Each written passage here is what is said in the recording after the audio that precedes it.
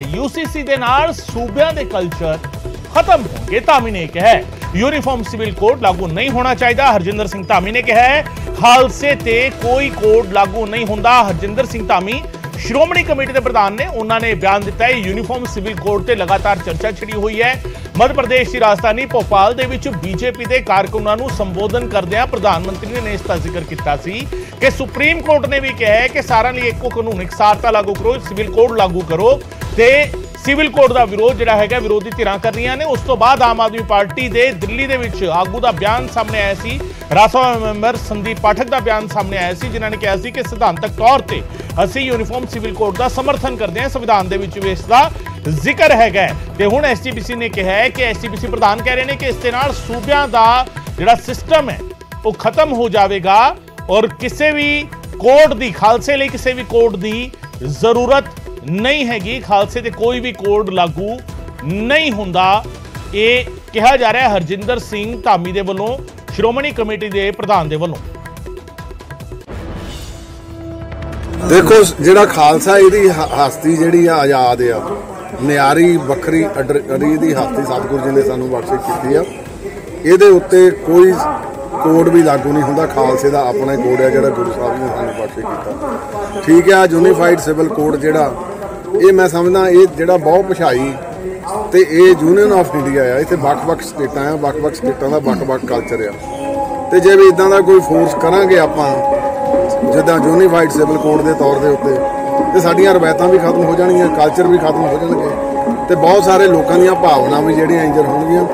असीं तां मुंडों ही ਇਹਦੇ ਇੱਕ ਉਹਨੇ ਕੁਐਸਚਨ ਆਰ ਭੇਜੇ ਸੀ, ਅਸੀਂ ਤਾਂ ਉਹਦੇ ਰਿਪਲਾਈ ਦਿੱਤਾ, ਚਿੱਠੀ ਸਿੱਧੀ ਲਿਖੀ ਆ ਵੀ ਇਹਨੂੰ ਲਾਗੂ ਨਾ ਕੀਤਾ ਜਾਵੇ। ਦੇਖੋ ਕਿ ਐਸਜੀਪੀ गुरचरण सिंह ग्रेवाल साहब इस वे साडे नाल मौजूद ने, जनरल सकत्तर ने श्रोमणी गुरुद्वारा प्रबंधक कमेटी के जनरल सकत्तर ने। ग्रेवाल साहब बहुत बहुत स्वागत है। श्रोमणी कमेटी के प्रधान हरजिंदर सिंह धामी जी ने जिहड़ी गल कही है यूनीफॉर्म सिविल कोड नूं लैके उसनूं किस तरीके समझा जाए। उन्होंने कहा सूबियां दे कल्चर खत्म होणगे, यूनीफॉर्म सिविल कोड लागू नहीं होना चाहिए और खालसे ते कोई कोड लागू नहीं होंदा। इसनूं असीं किस तरीके समझिए? देखो इस तरह वा कि धामी साहब एक चंगे कानूनदान ने जी तजर्बा वा पहला भी श्रोमणी कमेटी पहला भी इस गल नूं कंडम कर चुकी है साडे वड्डे इजलासां विच। हैरानी सानूं इस गल दी है कि पहला भी भारतीय जनता पार्टी वालों एक कमेटी बनाई गई थी। उस कमेटी ने यह गल कहती थी कि इसकी जरूरत नहीं है। वो भी एक कि ना भारतीय जनता पार्टी का हिस्सा थी। हुण भी आया वा कि ये असीं लागू करना, इस बारे मत दो। जिहड़ी चीज किसी भी धर्म की होने के वास्ते खतरा उस गल नाल असीं सहमत नहीं है। ते बहुत सारे जिहड़े हुणे बहुत बड़ी जदोजहद नाल जिहड़ा साडा आनंद मार्ग एक्ट है वो भी भावें हाले पूरा नहीं है, पर फिर भी एक चॉइस आ गई है साडे कोले कि जे किसी ने आनंद मार्ग एक्ट राਹੀਂ कोई विआह अपना किना दर्ज करवाउणा ते करवा सकदा है।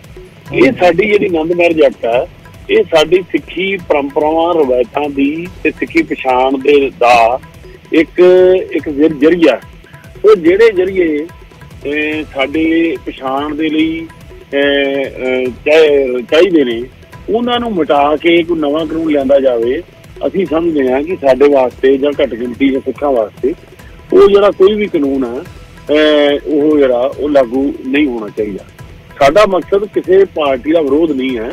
साडा मकसद है कि अपनी कौम की जिहड़ी आइडेंटिटी है उसनूं चुनौती वाला कोई भी मामला जिहड़ा ਉਹਦੇ ਨਾਲ ਅਸੀਂ सहमत नहीं होवांगे। ਇਹਦੇ बावजूद भी श्रोमणी कमेटी ਵੱਲੋਂ एक कमेटी का गठन किया गया ਜਿਹੜਾ ਇਹਦਾ एक पत्र तैयार करेगा कि सरकार ਨੂੰ ਕੀ ਇਹਦੇ ਚ ਚੁਣੌਤੀਆਂ ਨੇ ਸਾਨੂੰ ਤੇ ਕੀ ਆਉਂਦੇ ਹਾਲਾਤਾਂ ਵਿੱਚ ਅਸਰ ਹੋਏਗਾ ਉਹਦੇ ਬਾਰੇ ਇੱਕ ਪੱਤਰ ਤਿਆਰ ਕਰੇਗੀ ਕਮੇਟੀ। ਜਿਹੜੀ 16 ਤੋਂ ਪਹਿਲਾਂ ਦੇਵਾਂਗੇ। पर जिहड़ी खीर ते गल कह दईए कि जिहड़ी भी सिੱਖੀ पछाण ते सिੱਖੀ बुनियाद सिੱਖੀ परंपरावां संस्कारां नूं चुनौती देगा वो बिल दा असीं जिहड़ा कि विरोध करदे रहांगे। ग्रेवाल साहब एक जिहड़ा इस ते पक्ष ते भी जड़ियां गल्लां हुंदियां ने जिहड़ा इहदा ये कहा जावे कि इस नूं बिल नूं जदों डिफाइन किया जांदा है जां कोड नूं जो डिफाइन किया जांदा है तां उस दे विच अक्सर एक तर्क दिता जांदा है कि ये रिलीजन बेस नहीं, ये सिटीजनशिप बेस है। यानी इस देश के वसनीक होने के नाते सारे लिए कानून एक बराबर, असीं कहने कानून सारे लिए एक बराबर है, कानून के सामने सारे एक बराबर ने। ਇਹ ਉਸ ਨਜ਼ਰੀਏ ਨਾਲ ਇਸ ਨੂੰ ਸਾਹਮਣੇ ਰੱਖਿਆ ਜਾਂਦਾ ਹੈ, ਉਸ ਨੂੰ ਕਿਸ ਤਰੀਕੇ ਸ਼੍ਰੋਮਣੀ ਕਮੇਟੀ ਦੇਖਦੀ ਹੈ? ਦੇਖੋ ਜੀ, ਮੈਂ ਸਮਝਦਾ ਕਿ ਬਾਬਾ ਭੀਮ ਰਾਓ ਅੰਬੇਡਕਰ ਸਾਹਿਬ ਬੜੇ ਸਿਆਣੇ ਸੀ। ਉਹਨਾਂ ਜਿਹੜਾ ਕਾਨੂੰਨ ਲਿਆਂਦਾ, ਉਸ ਕਾਨੂੰਨ ਦੇ ਤਹਿਤ ਭਾਵੇਂ ਸਿੱਖਾਂ ਲਈ ਉਹ ਕਾਨੂੰਨ ਦੀ ਦੁਰਵਰਤੋਂ ਕੀਤੀ ਜਾਂਦੀ ਹੈ, ਸਾਨੂੰ ਨਿਆਂ ਨਹੀਂ ਮਿਲਦਾ, ਪਰ ਉਹ ਕਾਨੂੰਨ ਸਾਰਿਆਂ ਲਈ ਆ।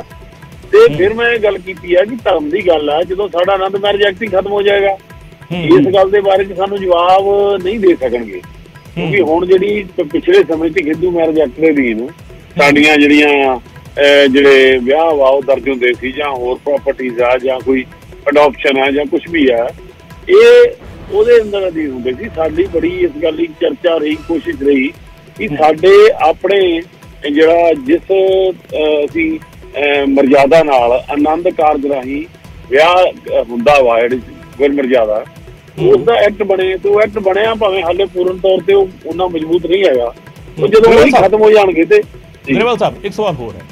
ਠੀਕ ਹੈ, ਤੁਸੀਂ ਆਨੰਦ ਮੈਰਿਜ ਐਕਟ ਦੀ ਗੱਲ ਕਰ ਰਹੇ ਹੋ, ਇਸ ਤੇ ਬਹੁਤ ਵਾਰ ਅਜਿਹਾ ਵੀ ਹੋਇਆ ਜਦੋਂ ਸ਼੍ਰੋਮਣੀ ਅਕਾਲੀ ਦਲ ਵੀ ਸਰਕਾਰਾਂ ਦੇ ਵਿੱਚ ਸ਼ਾਮਿਲ ਰਿਹਾ, ਔਰ ਇੱਕ ਵਾਰ ਨਹੀਂ, ਪਿਛਲਾ ਮਤਲਬ ਇਤਿਹਾਸ ਤੁਹਾਨੂੰ ਜ਼ਿਆਦਾ ਬੈਟਰ ਪਤਾ, ਕਦੋਂ ਤੁਸੀਂ ਭਾਈਵਾਲ ਰਹੇ ਹੋ, ਔਰ ਕਦੋਂ ਸੂਬੇ ਵਿੱਚ ਵੀ ਤੁਹਾਡੀ ਸਰਕਾਰ ਸੀਗੀ ਔਰ ਸੈਂਟਰ ਵਿੱਚ ਵੀ ਸੇਮ ਸਰਕਾਰਾਂ ਸੀਗੀਆਂ।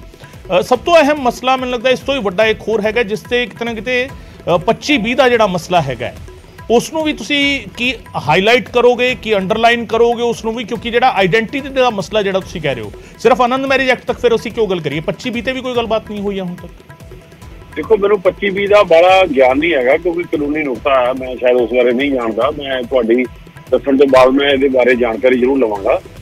ਮੈਂ ਪਹਿਲਾਂ ਹੀ ਇਹ ਗੱਲ ਕਹੀ ਹੈ ਕਿ ਜਿਹੜੀ ਵੀ ਚੀਜ਼, ਜਿਹੜਾ ਸਰ 25-20 ਦਾ ਬਹੁਤ ਸਧਾਰਨ ਜਿਹਾ ਨੁਕਤਾ ਹੈਗਾ ਸੰਵਿਧਾਨ ਦੇ ਵਿੱਚ, ਜਿਹੜਾ ਸਿੱਖ ਧਰਮ ਨੂੰ ਉਸ ਦੇ ਵਿੱਚ ਜਿਹੜਾ ਉਸ ਦਾ ਵਿਰੋਧ ਕੀਤਾ ਜਾਂਦਾ 25-20 ਦਾ, ਉਸ ਨੂੰ ਹਿੰਦੂ ਧਰਮ, ਹਿੰਦੂ, ਬੌਧ, ਜੈਨ ਤੇ ਸਿੱਖ ਧਰਮ ਨੂੰ ਸਾਰਿਆਂ ਨੂੰ ਇੱਕ ਕੈਟੇਗਰੀ ਵਿੱਚ ਰੱਖਿਆ ਹੋਇਆ ਹੈ। 25 ਧਾਰਾ, ਉਹ 25 ਧਾਰਾ, ਹਾਂ 25 ਧਾਰਾ ਠੀਕ ਹੈ, ਮੈਂ ਜਾਣਦਾ। ਉਹਦੇ ਬਾਰੇ ਜੇ ਅਸੀਂ ਪਹਿਲਾਂ ਹੀ ਗੱਲ ਕਰ ਰਹੇ ਹਾਂ ਕਿ ਜਿਹੜੀ ਸਾਡੀ ਪਛਾਣ ਨੂੰ ਮਿਟਾਉਣ ਦਾ, ਰਲਗੜ ਕਰਨ ਦਾ ਕੋਈ ਵੀ ਫੈਸਲਾ ਆਏਗਾ, ਕੋਈ ਕਾਨੂੰਨ ਆਏਗਾ, ਅਸੀਂ ਉਹਦੇ ਨਾਲ ਨਹੀਂ। ਉਹ ਤਾਂ ਆਲਰੇਡੀ ਐਗਜ਼ਿਸਟਿੰਗ ਹੈ ਨਾ, ਉਸ ਦੇ ਵਿੱਚ ਤੁਸੀਂ ਸਰਕਾਰਾਂ ਦੇ ਵਿੱਚ ਵੀ ਰਹੇ, ਉਦੋਂ ਵੀ ਕੋਈ ਚੇਂਜ ਨਹੀਂ ਕਰਵਾ ਸਕੇ। ਅਸੀਂ ਉਹਦਾ ਵਿਰੋਧ ਕਰ ਰਹੇ ਹਾਂ, ਪਹਿਲਾਂ ਵੀ ਕਰ ਰਹੇ ਹਾਂ। ਅਸੀਂ ਉਹਦਾ ਵਿਰੋਧ ਕੀਤਾ ਵਾ, ਉਹਦੇ 'ਚ ਅਮੈਂਡਮੈਂਟ ਆਈ ਸੀ, ਪਰ ਜਿਸ ਤਰ੍ਹਾਂ ਦੀ ਅਸੀਂ ਚਾਹੁੰਦੇ ਨਹੀਂ ਆਈ, ਉਹਦੇ ਲਈ ਅਸੀਂ ਜਾਰੀ ਰੱਖਾਂਗੇ। ਪਰ ਮੈਂ ਤਾਂ ਇਹ ਗੱਲ ਕਰਦਾ ਕਿ ਤੁਸੀਂ ਜਿਹੜਾ ਯੂਨੀਫਾਰਮ ਸਿਵਲ ਕੋਡ ਦੀ ਗੱਲ ਕੀਤੀ ਆ, ਧਾਮੀ ਸਾਹਿਬ ਨੇ ਰੱਖਿਆ ਵਾ, ਉਹਨਾਂ ਦੇ ਕਹਿਣ ਦਾ ਮਤਲਬ ਇਹੋ ਹੀ ਆ ਕਿ ਸਾਡਾ ਕਿਸੇ ਇਹ ਨਹੀਂ ਹੈਗਾ ਕਿ ਇਹ ਭਾਰਤੀ ਜਨਤਾ ਪਾਰਟੀ ਲਿਆ ਰਹੀ, ਅਸੀਂ ਇਸ ਕਰਕੇ ਵਿਰੋਧ ਕਰਾਂਗੇ। ਅਸੀਂ ਬੁਨਿਆਦੀ ਤੌਰ ਤੇ ਆਪਣੀ ਆਇਡੈਂਟਿਟੀ ਨੂੰ ਮਜ਼ਬੂਤ ਰੱਖਣ ਲਈ, ਆਪਣੇ ਪਰੰਪਰਾਵਾਂ, ਸੰਸਕਾਰਾਂ ਨੂੰ ਕਾਇਮ ਰੱਖਣ ਵਾਸਤੇ, ਉਹਨਾਂ ਨੂੰ ਅਸੀਂ ਮਜ਼ਬੂਤੀ ਦੇਣ ਲਈ ਅਸੀਂ ਜਿਹੜਾ ਇਹੋ ਜਿਹਾ ਕਾਨੂੰਨ ਆ ਉਹਦਾ ਵਿਰੋਧ ਕਰਾਂਗੇ। ਅੱਛਾ, ਫਿਲਹਾਲ ਜਿਹੜਾ ਪ੍ਰੋਸੀਜਰ ਚੱਲ ਰਿਹਾ, ਸਾਰਿਆਂ ਕੋਲੋਂ ਸਲਾਹ ਹਜੇ ਲਈ ਜਾ ਰਹੀ ਹੈ, ਓਪਨ ਥੋਟ ਪ੍ਰੋਸੈਸ ਚੱਲ ਰਿਹਾ ਕਿ ਸਾਰੇ ਵਿਚਾਰ ਆਪਣੇ ਆਪਣੇ ਦੇਣ। ਸ਼੍ਰੋਮਣੀ ਕਮੇਟੀ ਵੱਲੋਂ ਕੋਈ ਰਿਪਰੈਜ਼ੈਂਟੇਸ਼ਨ ਇਸ ਨੂੰ ਲੈ ਕੇ ਡਾਕੂਮੈਂਟਡ ਦਿੱਤੀ ਜਾਵੇਗੀ ਸਰਕਾਰ ਨੂੰ? ਦੇਖੋ, ਤੁਹਾਨੂੰ ਪਹਿਲਾਂ ਹੀ ਜ਼ਿਕਰ ਕੀਤਾ ਕਿ ਅਸੀਂ ਕਮੇਟੀ ਬਣਾਈ ਹੈ, ਸਬ ਕਮੇਟੀ, ਜਿਹੜੀ ਇਹਦਾ ਇੱਕ ਜਵਾਬ ਤਿਆਰ ਕਰ ਰਹੀ ਹੈ। ਜਵਾਬ ਤਾਂ ਨਹੀਂ ਹੈ, ਆਪਣਾ ਪੱਖ ਤਿਆਰ ਕਰ ਰਹੀ ਹੈ, ਜਿਹੜਾ ਕਿ ਸਾਡਾ ਜਾਂ ਪੱਖ, ਜਿਹੜੇ ਸਾਡੇ ਕੀ ਕਹਿੰਦੇ ਹੁੰਦੇ ਆ, ਜਿਹੜੇ ਮੁੱਖ ਕਾਰਨ ਨੇ ਤੇ ਇਹਦਾ ਪ੍ਰਭਾਵ ਕੀ ਹੋ ਸਕਦਾ, ਉਸ ਦੇ ਲਈ ਕਮੇਟੀ ਦਾ ਗਠਨ ਕੀਤਾ ਹੋਇਆ ਧਾਮੀ ਸਾਹਿਬ ਨੇ। ਉਹ ਕਮੇਟੀ ਜਿਹੜੀ ਆ ਆਪਣਾ ਪੱਤਰ ਤਿਆਰ ਕਰੇਗੀ, 16 ਤੋਂ ਪਹਿਲਾਂ ਅਸੀਂ ਦਾਖਲ ਕਰਾ ਦੇਵਾਂਗੇ। ਠੀਕ, ਬਹੁਤ ਸ਼ੁਕਰੀਆ ਗਰੇਵਾਲ ਸਾਹਿਬ ਸਾਡੇ ਨਾਲ ਗੱਲ ਕਰਨ ਦੇ ਲਈ। ਗੁਰਚਰਨ ਸਿੰਘ ਗਰੇਵਾਲ ਸਾਹਿਬ, ਜਨਰਲ ਸਕੱਤਰ ਸ਼੍ਰੋਮਣੀ ਕਮੇਟੀ, ਸਾਡੇ ਨਾਲ ਗੱਲ ਕਰ ਰਹੇ ਸੀ ਕਿ ਉਹਨਾਂ ਨੇ ਸਾਫ਼ ਕਿਹਾ ਕਿ ਅਸੀਂ ਆਪਣੀ ਰਿਪਰੈਜ਼ੈਂਟੇਸ਼ਨ ਤਿਆਰ ਕਰ ਰਹੇ ਹਾਂ ਫਿਲਹਾਲ। ਹਾਲਾਂਕਿ ਦੋ ਮਸਲੇ ਉਹਨਾਂ ਨੇ ਚੁੱਕੇ ਕਿ ਇੱਕ ਤਾਂ ਆਨੰਦ ਮੈਰਿਜ ਐਕਟ ਜਿਹੜਾ ਹੈਗਾ, ਜਿਹੜਾ ਹਜੇ ਉਹਨਾਂ ਨੇ ਇਹ ਵੀ ਮੰਨਿਆ ਕਿ ਹਜੇ ਉਸ ਦੇ ਵਿੱਚ ਵੀ ਕੁਝ ਲੂਪ ਹੋਲਸ ਹੈਗੇ ਨੇ, ਉਸ ਨੂੰ ਕੰਪਲੀਟ ਕੀਤਾ ਜਾਣਾ ਜ਼ਰੂਰੀ ਹੈ, ਪਰ ਹੁਣ ਉਹ ਕਿਤੇ ਨਾ ਕਿਤੇ ਲਾਗੂ ਹੋਣਾ ਸ਼ੁਰੂ ਹੋਇਆ ਹੈ। ਜੇਕਰ ਯੂਨੀਫਾਰਮ ਸਿਵਲ ਕੋਡ ਲਾਗੂ ਹੁੰਦਾ ਹੈ ਤਾਂ ਫਿਰ ਉਹ ਉਸ ਦੀ ਇੰਪੋਰਟੈਂਸ ਜਾਂ ਉਸ ਦੀ ਐਗਜ਼ਿਸਟੈਂਸ ਜਿਹੜੀ ਖਤਮ ਹੋਣ ਦਾ ਖਦਸ਼ਾ ਸਾਨੂੰ ਹੈਗਾ ਕਿ ਉਹ ਫਿਰ ਐਗਜ਼ਿਸਟੈਂਸ ਵਿੱਚ ਨਹੀਂ ਰਹੇਗਾ। ਇੱਕ ਗੱਲ। ਦੂਜਾ, ਧਾਰਾ 25 ਦਾ ਜਿਹੜਾ ਮਸਲਾ ਹੈਗਾ, ਸਿੱਖਾਂ ਦੀ ਵੱਖਰੀ ਆਇਡੈਂਟਿਟੀ ਦਾ, ਜਿਹੜਾ ਲਗਾਤਾਰ ਉੱਠਦਾ ਆ ਰਿਹਾ, ਉਹ ਲਗਾਤਾਰ ਜਿਸ ਤੇ ਚਰਚਾ ਵੀ ਹੁੰਦੀ ਆਈ ਹੈ, ਜੇਕਰ ਉਸ ਨਜ਼ਰੀਏ ਨਾਲ ਦੇਖਿਆ ਜਾਵੇ ਤਾਂ UCC ਦੇ ਨਾਲ ਬਹੁਤਾ ਕੋਈ ਫਰਕ ਪੈਂਦਾ ਹੋਇਆ ਨਜ਼ਰ ਨਹੀਂ ਆਉਂਦਾ, ਪਰ ਉਸ ਨੂੰ ਲੈ ਕੇ ਵੀ ਉਹ ਕਹਿੰਦੇ ਨੇ ਕਿ ਅਸੀਂ ਵਿਰੋਧ ਤਾਂ ਪ੍ਰਗਟਾਉਂਦੇ ਰਹੇ ਹਾਂ ਲਗਾਤਾਰ, ਪਰ ਉਹ ਵਿਰੋਧ ਕਿਸ ਲੈਵਲ ਦਾ ਹੋਇਆ ਉਹ ਸਾਰਾ ਪੰਜਾਬ ਦੇ ਲੋਕਾਂ ਦੇ ਸਾਹਮਣੇ ਵੀ ਹੈ। ਪੰਜਾਬ ਦੇ ਲੋਕਾਂ ਨੇ ਦੇਖਿਆ ਕਿ ਕਿਸ ਲੈਵਲ ਤੱਕ ਵਿਰੋਧ ਹੋਇਆ ਔਰ ਕਿਸ ਲੈਵਲ ਤੱਕ ਵਿਰੋਧ ਨਹੀਂ ਕੀਤਾ।